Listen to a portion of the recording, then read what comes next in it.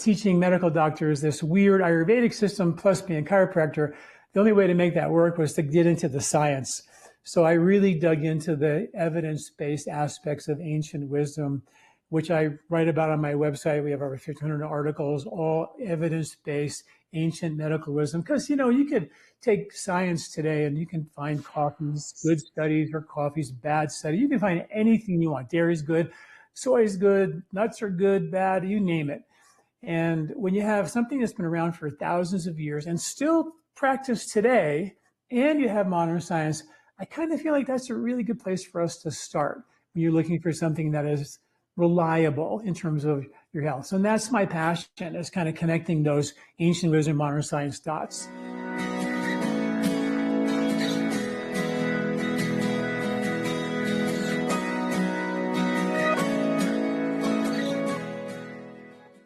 Any health-related information on the following show provides general information only. Content presented on any show by any host or guest should not be substituted for a doctor's advice.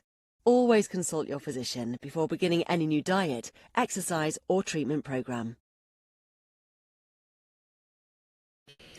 Welcome to Accelerated Health with SaraBanta, where I cut through the noise and fast track your journey to better health. I'm your host, SaraBanta, CEO and founder of Accelerated Health Products and certified by the National Association of Nutrition Professionals. And I'm here to share the latest supplements, wellness hacks, and natural health solutions that actually work, from boosting energy to detoxing to balancing hormones and everything in between. I will help you reach your optimal health. So let's dive in. I'm so excited to have our guest because, as I told him briefly before we came on, I've been following him for years before you reached out to me, John. Dr. John Douillard is a well-known expert in Ayurveda and the founder of LifeSpa.com, a leading authority on evidence-based Ayurvedic healthcare. He has over 40 years of experience, and that's why I've been following him for so long, helping people achieve lasting health, vitality, and longevity. Welcome, John. How are you? Great, Sarah. Thanks for having me. My passion with Accelerated Health Products is to combine ancient herbal wisdom with modern day science and nutraceuticals, and combining it then with scalar frequencies. But there's a reason some of this old medicine has been around for so long and is still applicable because it works, right? And so I'm really excited to get into that. And people hear the word Ayurvedic, but they don't know what it means. So first, why don't we talk a little bit about your story and how you came to be so passionate about helping people in this area? Well, I guess the first time I heard the word Ayurveda, I was taking an acupuncture course back in the early 1980s. And I just was fascinated by the word. So I had an opportunity to go hear a lecture about it. And I heard this lecture about Ayurveda, meditation, yoga, and all that. And I went up afterwards and I asked the guy, I said, I'm doing an Ironman and I wonder if that's okay according to Ayurvedic medicine. And the guy looked at me and he said, "What is that?" And I told him, I said, 2.5 miles swim in the ocean and a 126-mile bike and a 112-mile bike and a 26-mile run. And he looked at me and he said, "Why do you do that?" And I really didn't have an answer for him. I was just sort of humming and hawing. And he goes, "Do you meditate?" And I said, "Yes." Yeah, I was super happy to have an answer for that. And he goes, "Do you sleep when you meditate?" I said, "Deeply. I get really deep sleep." And then again, he looked at me like I was an idiot again and said, meditation is a state of being restfully alert. Like you're not supposed to be asleep during that experience. And I was like, "Oh, I didn't know that." And he said, "You're exhausted from all that exercising you're doing." And I asked him, I said, "Well, does that mean if I can not fall asleep when I meditate, I can do all this crazy exercise?" And he said, yes. And he wanted me to just push me to the next person. But for me, it was like my marching orders, So I started meditating more, training less, going to meditation retreats on the week. And I went for a 2-week meditation retreat. And I fell into a 3-month runner's high experience where I was like competing and winning medals in races that I was competing in, which was like not who I was. My friends thought I was on steroids because I competed. This was back in the South Bay in the early 1980s when triathlons were really getting started. And, I worked with a lot of the best athletes, and they were like, "What are you doing?" And I said, "I think it's just this meditation." A lot of them learned to meditate as a result of that. I got fascinated with the runner's high. Ended up having a chance to go to India in 1986 to explore this whole yoga, breathing, meditation thing. Ended up spending a year and a half there. Closed my practice. I had a practice in Boulder, Colorado at that time. Ended up meeting Deepak Chopra there. He was starting a center in Massachusetts. I came back and co-directed that center with him for 8 years and was thrown into the arena of teaching medical doctors Ayurvedic medicine. And I'm a chiropractor, right? So that was sort of like, teaching medical doctors this weird Ayurvedic system plus being a chiropractor. The only way to make that work was to get into the science. So I really dug into the evidence-based aspects of ancient wisdom, which I write about on my website. We have over 1,500 articles, all evidence-based ancient medical wisdom. Because, you could take science today and you can find coffee's good studies or coffee's bad study. You can find anything you want. Dairy's good, soy's good, nuts are good, bad, you name it. And when you have something that's been around for thousands of years and still practiced today, and you have modern science, I kind of feel like that's a really good place for us to start when you're looking for something that is reliable in terms of your health. So that's my passion, is kind of connecting those ancient wisdom, modern science dots. Yeah. And, Western medicine loves to just specialize in the heart or the liver or the brain or the female organs. But with traditional Chinese medicine or Ayurvedic medicine, they're looking at the whole mind-body connection, and everything is a system and getting down to the root cause. I remember when I first met with my mentor who helps formulate our supplements, he looks at me and he goes, "Sara, how did you even have the energy to walk into my office? You have no energy. You're not digesting your food. You have no life force." And he started using these terms that I didn't know what they meant. And he goes, "Let me see your hands." And I put up my hands and he goes, "You are double water. You're double kapha." And he says, "You have the worst constitution out of anybody, and you're a salmon swimming upstream." And someone could say, "Oh, well, that's really bad news. Why would you want to hear that?" But I actually loved hearing that because it made me not feel crazy for how I felt. And then I found, then you know what you're working with. And so I want to start out with that you can't treat every single person the same, because we all have different constitutions, and there's the 3 doshas. So maybe you can explain what those doshas are and how they play into longevity and balance. Someone who is like me, double kapha, needs to work out differently than my husband who's double pitta, right? Or you need to do different modalities, different diets, different sleep patterns, what have you, depending on your basic constitution. I think it's, you're so right about how you have to treat the whole body. And that's the beauty of Ayurveda, was they really understood that everything is connected. And, they understood that the gut was the second brain. We only have recently discovered that 95% of your serotonin is produced in your gut, as well as all the neurotransmitters. And that brain-gut connection, which is now sort of commonplace, they talked about it 2,000 years ago. And they developed therapies for that 2,000 years ago. And they also developed, the Ayurveda, Ayur means life, Veda means science. So it's the science of life. So they really, what they did is they studied nature in a really intimate way. And they understand that there were cycles of nature. I wrote a book called The 3-Season Diet. Everybody thought it was crazy because there's actually 4 seasons. And I just thought, why don't you know that? Well, there's actually 3 harvests in nature. There's a spring harvest, a summer harvest, and a fall harvest for winter eating. One season nature takes to break. Everybody wants to vacation, So if you look at those seasons, winter is cold and dry. Well, we all know people who are cold all the time, always putting on a sweater, always putting on more blankets, and they can never get warm. They have more of those winter qualities inside of them. And that's governed by air, just like the winds come in the winter and dry us out, dry our intestinal tract, our joints get dry, our skin gets dry.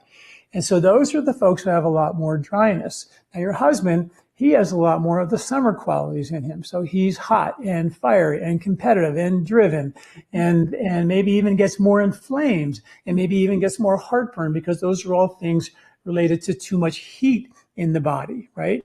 And then the spring quality, which is what you are, is the kind of the earth and water quality. It's this, when you think about the spring, you go for a walk and a hike in the spring, you're coming back with muddy feet.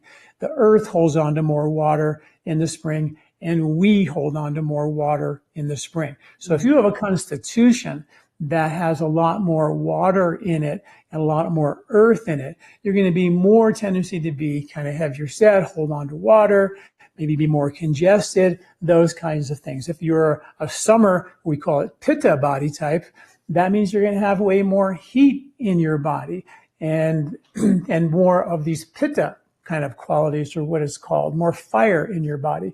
So now, okay, so everybody knows that you have more of certain qualities of the three governing principles in nature: winter, summer, spring, according to the three harvests, right?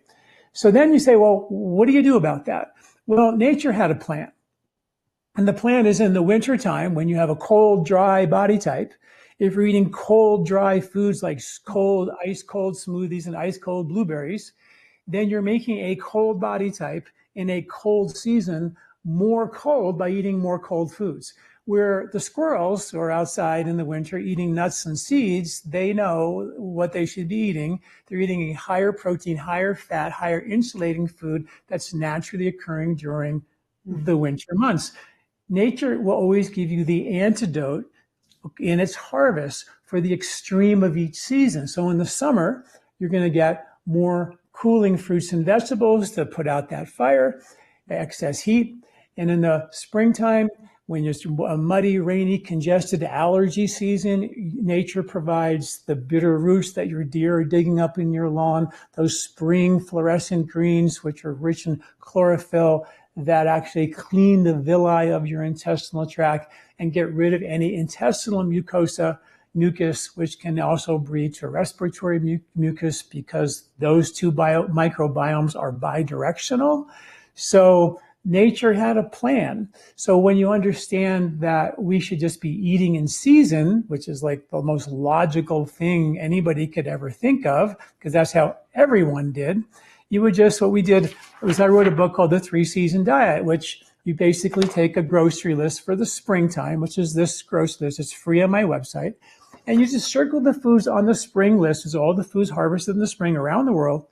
And you eat more of those foods.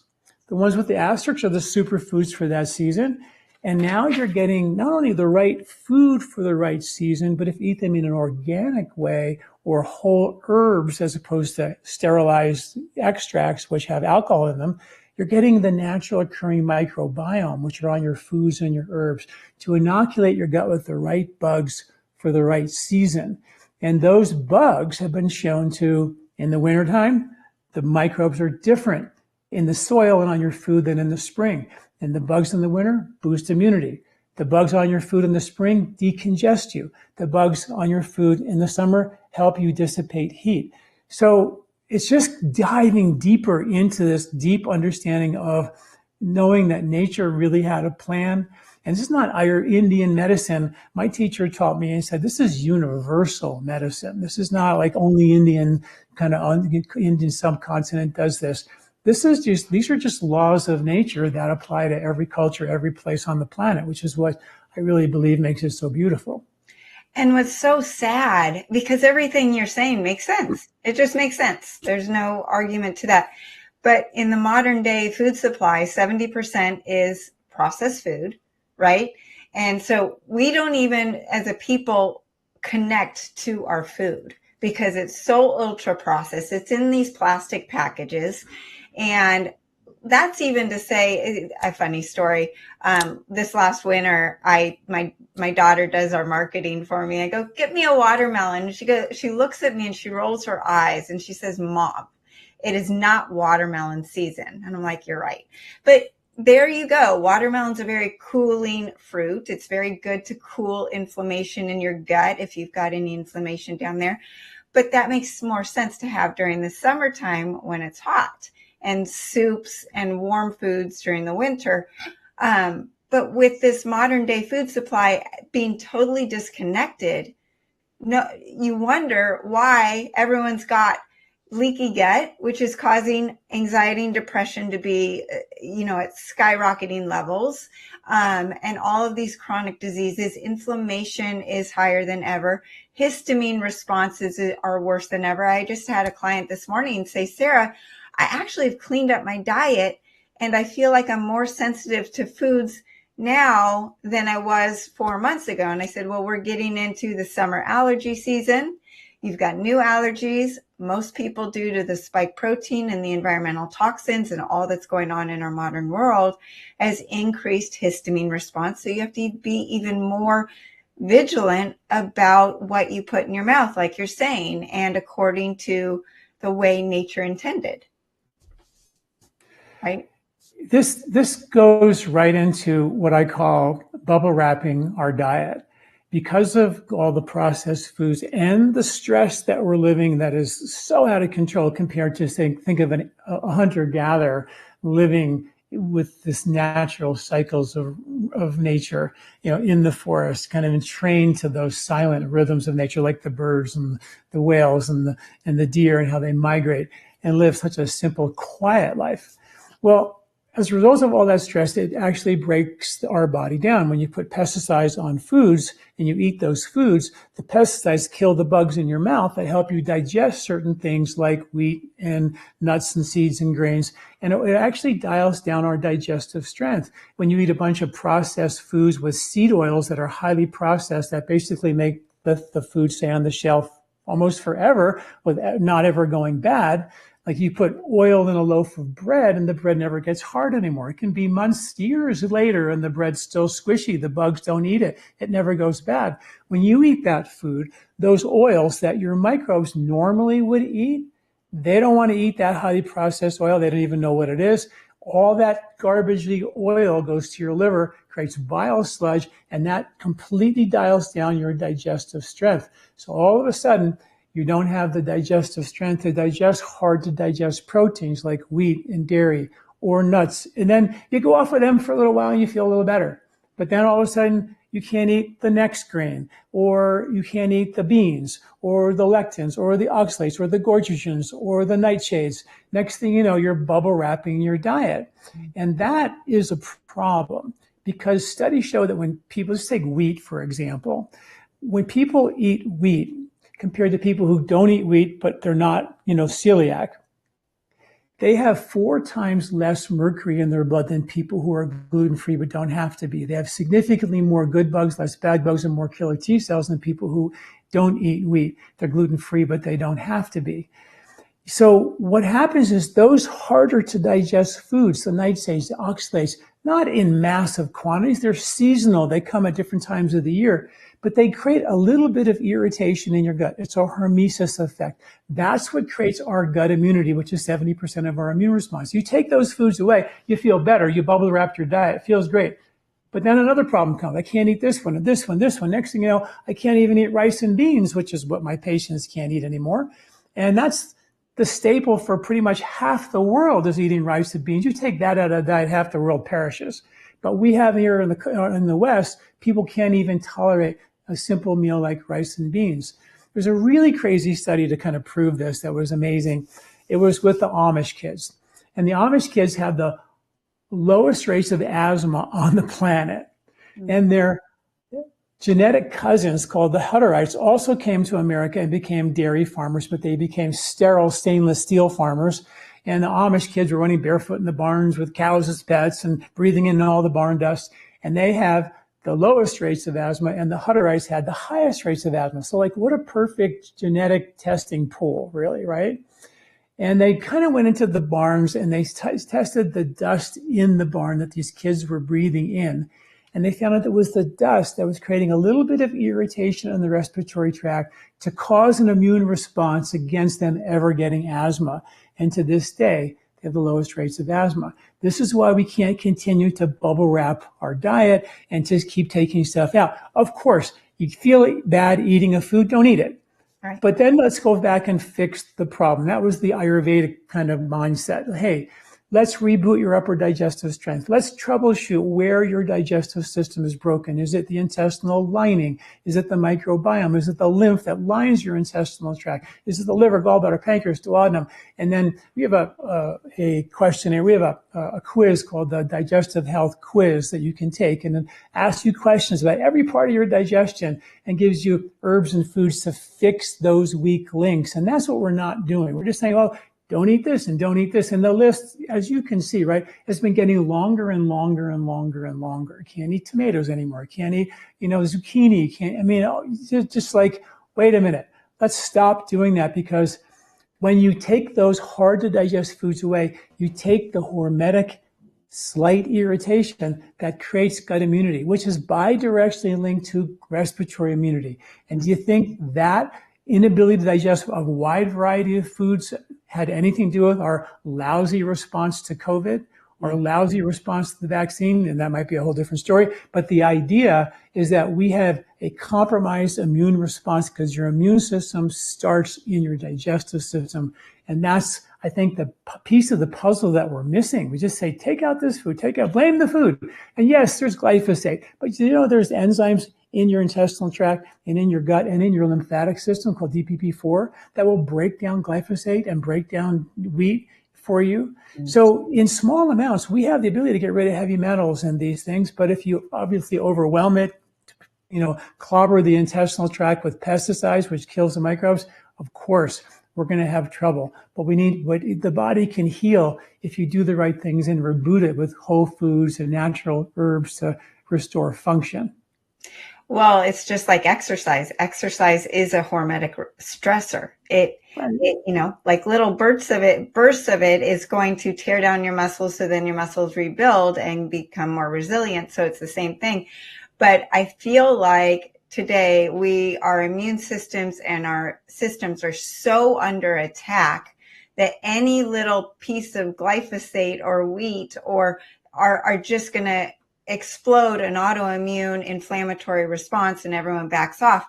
What's interesting about what you said about asthma is I just read a study 2 days ago that 1 in 3 children have a chronic disease that is going to last a lifetime, that being asthma, ADHD, or insulin resistance, those 3 things.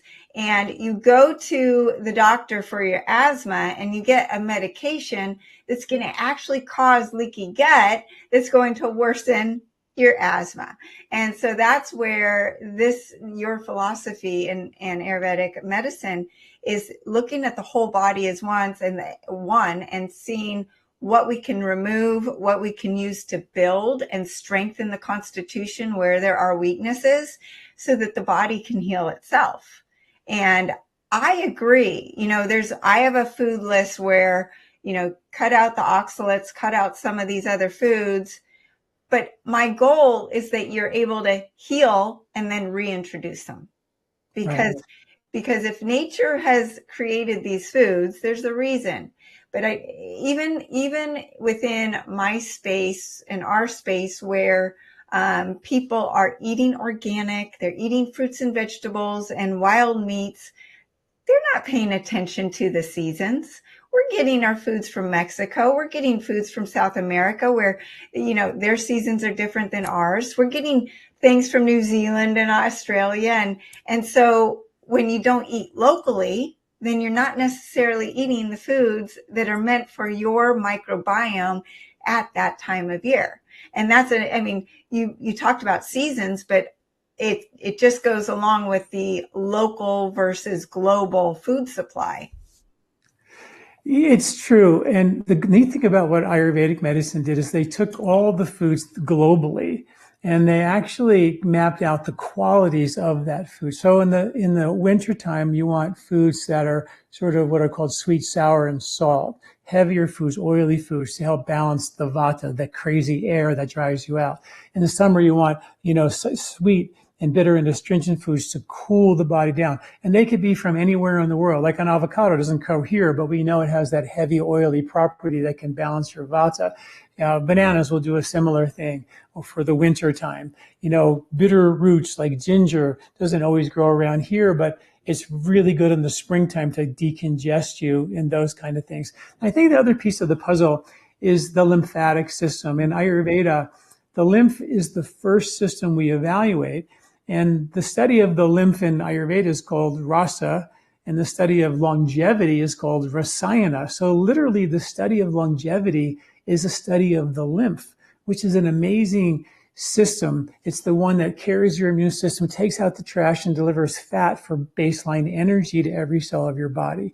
And when long haul COVID happened, they found that the initial problem that they noticed was congestion of the brain lymphatic and glymphatic systems, which dump like 3 pounds of trash out of your head every year while you sleep.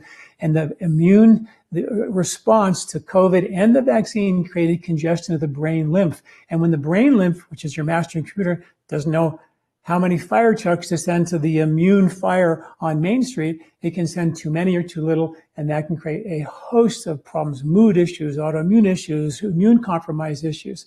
And I was just writing an article this morning about a psychiatrist in the early 1900s. It's a funny story, maybe not funny, but his name was Dr. Henry Cotton, and he had a psychiatric hospital, and how he would treat these patients from all over the world was famous. He would cut out their ovaries or their testicles or their teeth or anything that was infected. He'd chop it out and send them back, and they were better.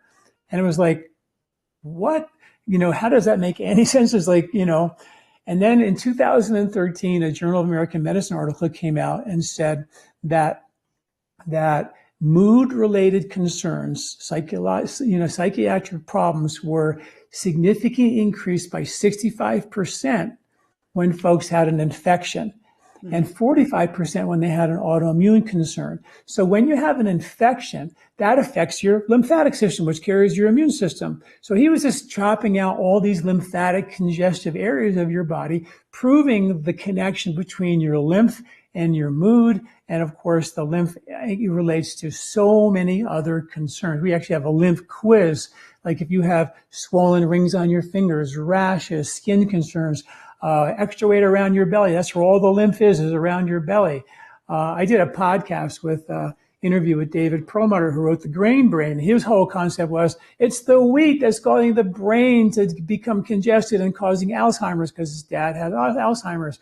And I say, David, the studies don't show that. The studies show that actually people who eat wheat, called the MIND diet, 3 servings of wheat per day, actually have reduced Alzheimer's disease. The studies show that when you don't break down the wheat, and this, I'm going to quote a study for you. If you don't break down the hard to digest proteins, like the wheat and the dairy, the nuts, the seeds, the grains, the oxalates, the anti-nutrients on vegetables, and the fats, the environmental pollutants, which are fat soluble, 70 million tons per year, according to the EPA, go into our intestinal tract.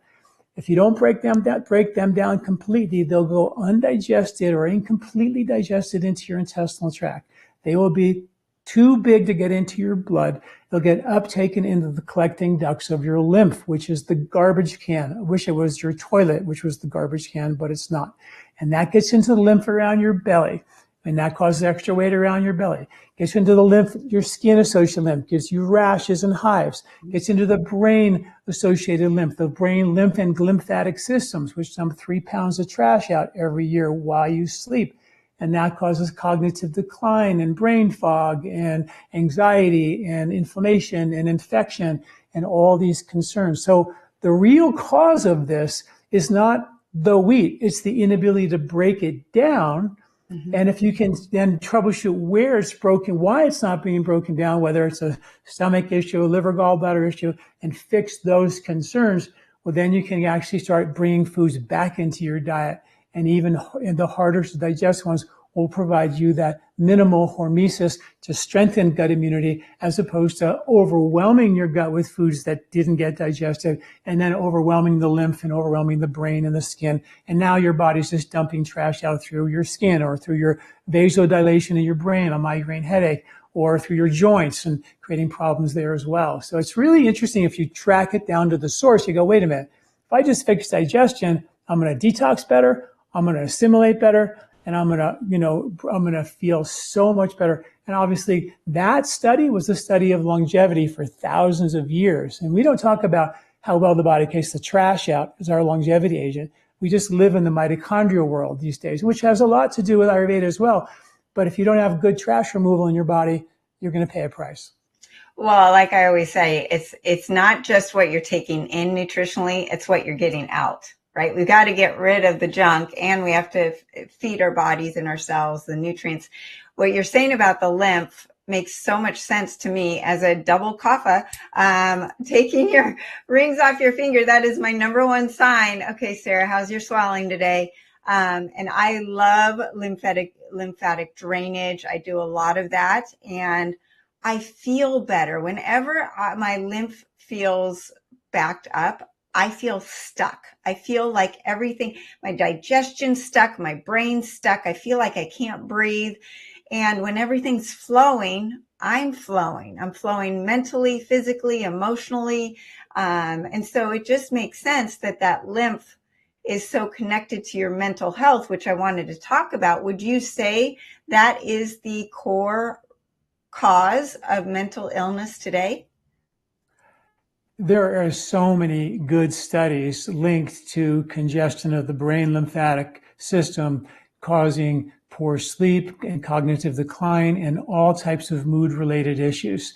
The studies show that, they only discovered the brain lymph and lymphatic systems about 15 years ago at the University of Virginia. Before then, anybody who ever said there was lymph in the brain was crazy.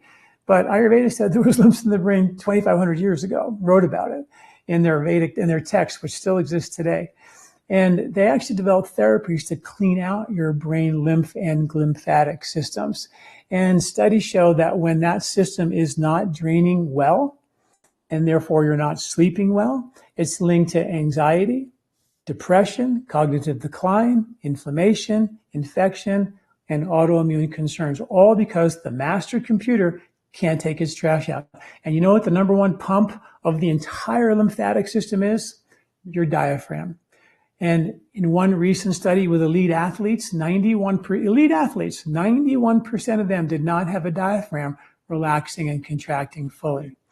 And that happens because we sit too much, we're sedentary more than we should, and whenever you're under stress, we breathe a little different. And that breathing becomes normal to you. Other stress comes along, we breathe a little more shallow. And the rib cage, its job in life is to squeeze the air out. And next thing you know, you take a little more shallow breath. And over time, the rib cage gets tighter and tighter and tighter. Your diaphragm gets weaker and weaker and weaker. And the diaphragm is the number one pump. And studies show that this is crazy, and I've written so many articles about this, that if you just strengthen your diaphragm, and in Western medicine, it's called maximum inspiratory breathing techniques. In Ayurveda, we call it pranayama, breathing techniques. But if you strengthen your diaphragm, it's been shown in about 15 different studies to reverse your heartburn, GERD, reflux, indigestion. It's been shown to lower your blood pressure, as well as a medication in just 3 minutes. Women with breast cancer have significantly more congestion of the anterior diaphragmatic lymph nodes. It actually is the pump of the cerebral spinal fluid, which is the brain washing fluid to take the trash out of your head. So from breathing techniques to doing what Ayurveda calls sniffing medicated oil up into your sinuses, which is the sagittal sinus where your brain lymph drains into your sinus and out of your body, doing a vigorous head massage every morning in the shower, getting the scalp to move on your skull has been shown in studies to increase the brain lymphatic drainage system. If you ever go to India and get a haircut, they will massage your head like you've never, ever experienced.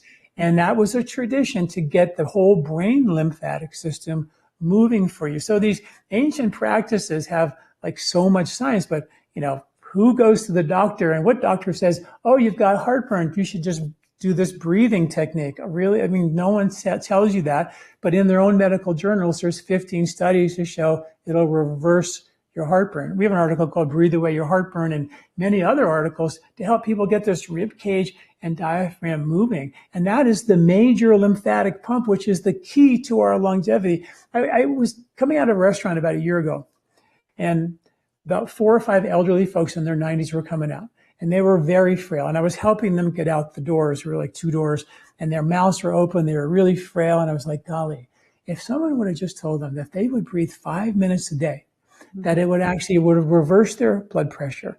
It would actually reverse their cognitive decline. It would reverse their heartburn, GERD reflux. It would get the extra weight around their belly because the diaphragm is the number one pump of all the lymph around your belly. And it would give them the vitality that they need so they didn't have to go into rib cage rigidity, shallow breathing, and a level of frailty where they're barely getting enough oxygen in to keep the body functioning. And that's one of the things that, we don't ever hear about that. And, breathing techniques are sort of like, even a lot of breathing techniques today they're making a lot of headway, but the connection to our physical well-being, blood pressure, heartburn, GERD, reflux, brain lymph congestion, autoimmune concerns, that you don't hear about, but all this information is literally buried in the medical journals. Western medicine has all this research, but there's no medical application. And that's where you're really bring, okay, Ayurvedic medicine had this wired in thousands of years ago. And that's what I write about at lifespa.com. Well, I will find myself like clinched up with my shoulders up, and I'll realize, wait a second, my shoulders are supposed to be down. I'm just so like frozen. And then when you are in a position like that, you tend to breathe shorter, right? And on days that I go to do yoga in the morning, my whole day I feel better because I've focused on my breath, and you're forced to stretch, you're forced to breathe, you're forced to calm the brain down. And today's diseases are driven and made so much worse by the high level of cortisol and stress hormones that are running through our body that only could be worsened by the fact that we're not breathing or sleeping. And we're going against our circadian rhythms. We've got these cell phones that we're looking at in the, right before we go to bed and first thing when we wake up. So I also want to talk about, just the basic principles of longevity according to Ayurvedic medicine and how circadian rhythms play into that.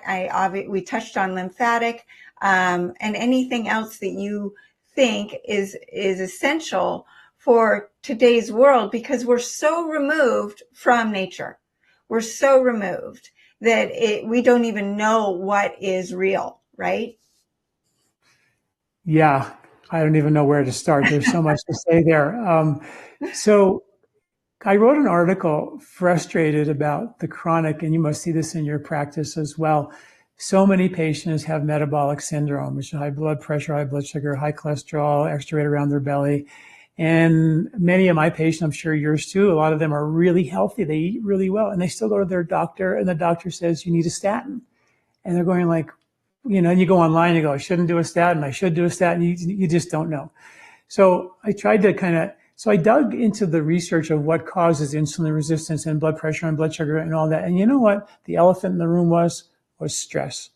Mm-hmm. Every stress, when you're under a chronic stress, like this chronic increased rev of our nervous system to do this and to do that, and compared to like a hunter-gatherer life, when you're under that chronic 24/7 stress, you need more blood sugar to deal with that chronic fight or flight response. You need more cholesterol to make those stress fighting hormones. You will store extra fuel as fat as reserve fuel because your body never knows when the war is going to stop. So when you actually dial that down, and studies show with meditation, like Elizabeth Blackburn, who won the Nobel Prize discovering the telomeres, the protective caps of the DNA, she measured that when you're under stress, your aging dramatically shrinks because your telomeres, the protective caps on your DNA, shrink. And when you meditate, you can increase the length of those telomeres by 40% in one study, 33% in another one. So actually just taking your nervous system and turning off the volume for 20 minutes a couple of times a day or 10 minutes a couple of times a day has been shown to help the body to help get rid of the trash that is created when we make energy in our DNA. Your mitochondria, they make energy. And that energy has trash, waste from free radical damage called reverse oxygen species. And as we age, we produce less mitochondria because we don't take the trash out as well. Again, we're back to the trash. And studies show that if you meditate, that'll be reversed. But if you also get outside in the morning, where every culture in the world is up for the sunrise, and now you're exposed to, as long as the shadow that the sun makes in your body is longer than you are tall, you're getting exclusive red and infrared light, no UV radiation, no, very little. And that red and infrared light penetrates your skin and activates an enzyme on your skin called the cytochrome C oxidase enzyme that activates the production of energy in your cell for the day. And that same light will produce melatonin for you to get deeper sleep at night just by seeing the sunrise. And what else is really important is that same enzyme from the infrared light activates the same enzyme, cytochrome C oxidase enzyme, produces melatonin inside your cell. That is the body's choice of an antioxidant to swab up all the free radical damage from energy production. Now that's 90% of your melatonin in your body is locked inside of your cell, which has nothing to do with you sleeping. Only 10% of the melatonin is circulating in your brain, helping you sleep at night. But 90% of it is inside your cell. And when do you get it? You get it from the morning sun, which now that we shifted to LED lights, which have no infrared light, when a light bulb was hot in the back in the old days, that produced infrared light.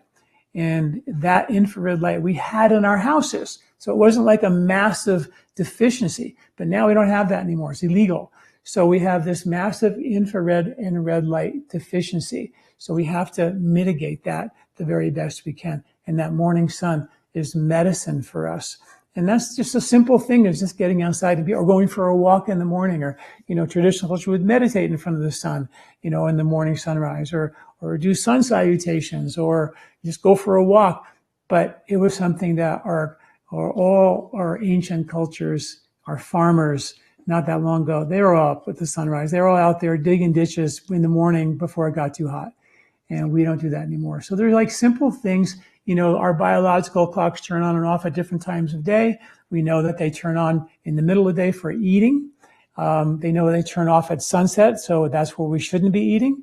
Right. So, there was another study that took a group of people to Israel and back, like they nonstop to Israel, nonstop back to the U.S., and they measured their microbiome before they went and when they came back. And when they came back from that one round trip, the bugs in their gut had shifted already, and they were healthy when they left, to be more obese prone and more diabetic prone.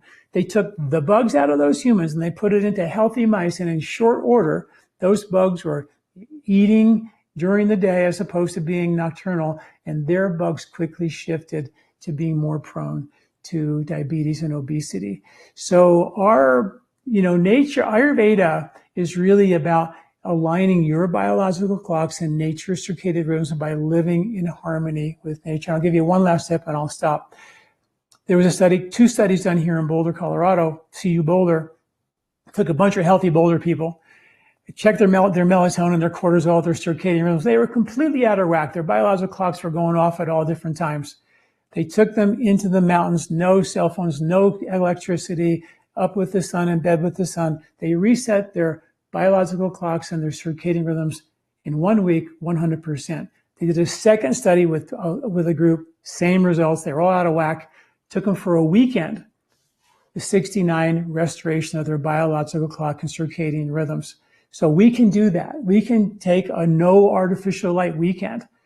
Turn off the Wi-Fi, turn off your cell phone, use candles, it's light out at night, go to bed early. And for a weekend, just get off the grid.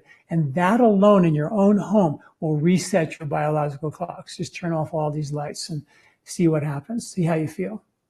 It all makes sense. And I have this argument with my family all the time because I want to eat earlier before the sun goes down. And in the summertime, we're more on the same page because the sun's up until later. But in the wintertime, when it's dark by 4:30, I know that I'm being messed up because the earliest I can get my family to eat is 5 o'clock. But I still see on my Aura ring that my blood sugar is higher, that my sleep is suffering.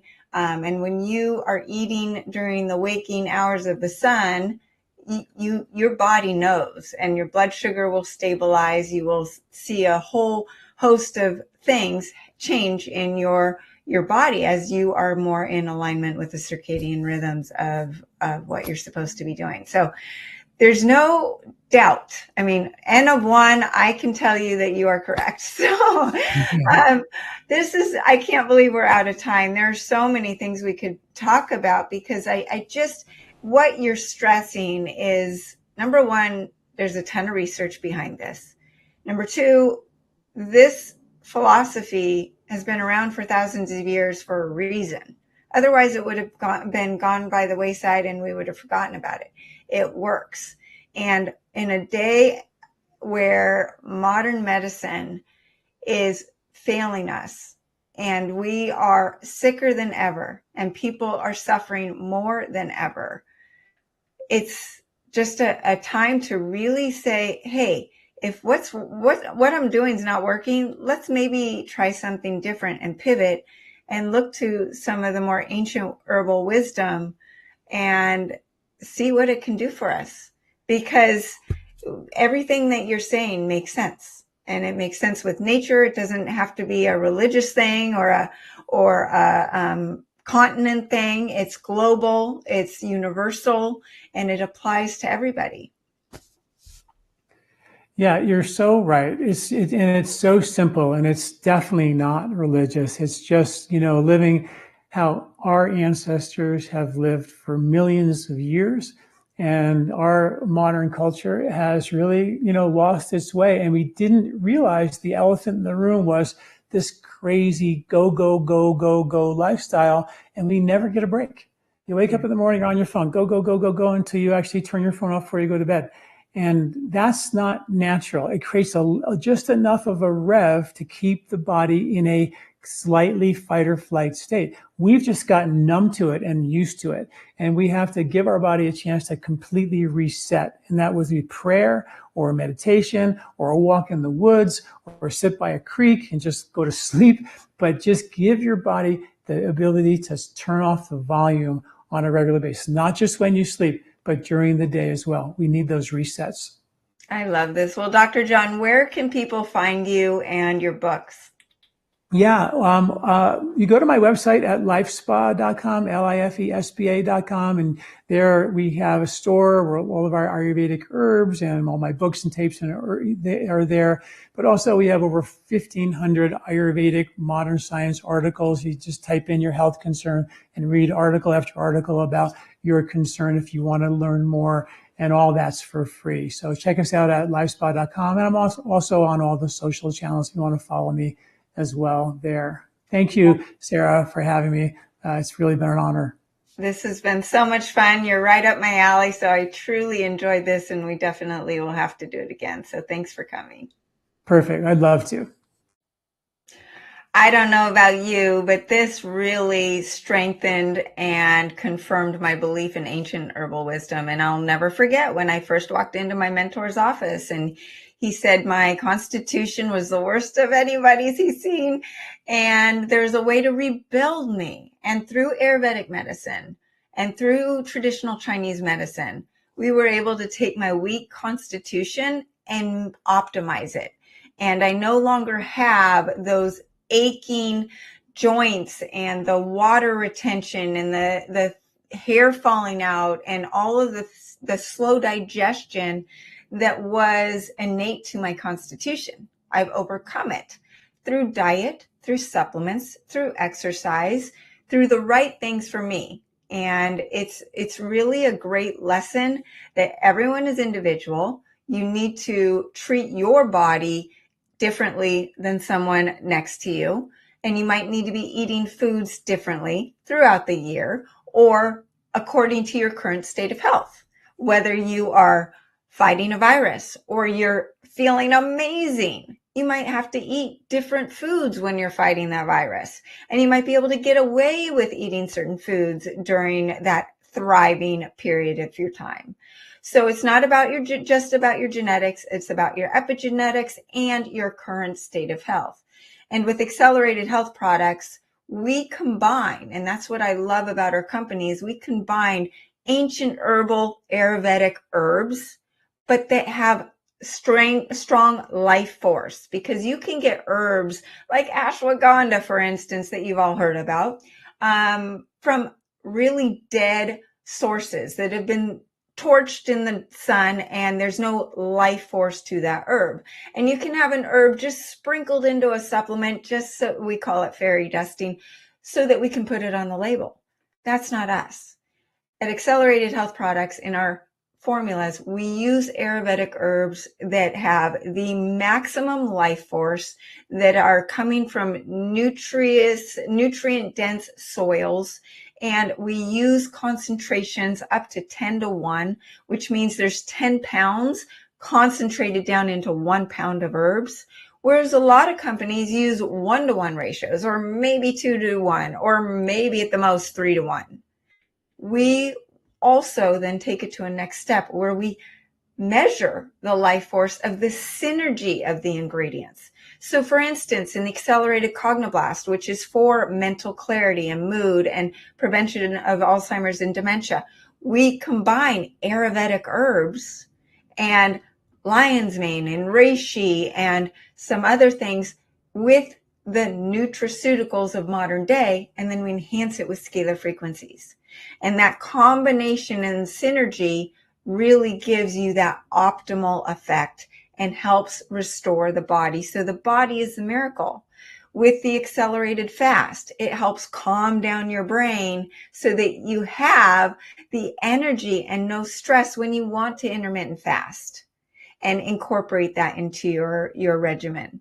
And this goes along with all of our herbs. And whether it's the accelerated thyroid, where we use Kanchanara Guggul, and we use the exact ratio of herbs in the Kanchanara that the master herbalist has done for years, thousands and thousands of years. Whereas today, when you go buy some supplements on at the health food store or online, they call it Kanchanara, but it's cheap. It's dried herbs. They're fried. And it's not that ancient ratio of ingredients or formulation. So the other thing to think about when you're talking about Ayurvedic herbs and formulations is there's a ratio.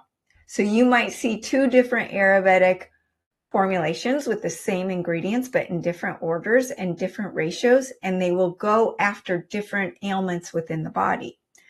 So there's so much to it. And that is why I feel so blessed to have my mentor as an ancient herbal expert, alongside with the traditional Chinese medicine and the modern day nutraceuticals, and then enhancing everything with scalar frequencies with our accelerated health products. So I hope that helps explain where we're coming from, but this is a part of our healing that we should turn back to, because we are all sicker than ever.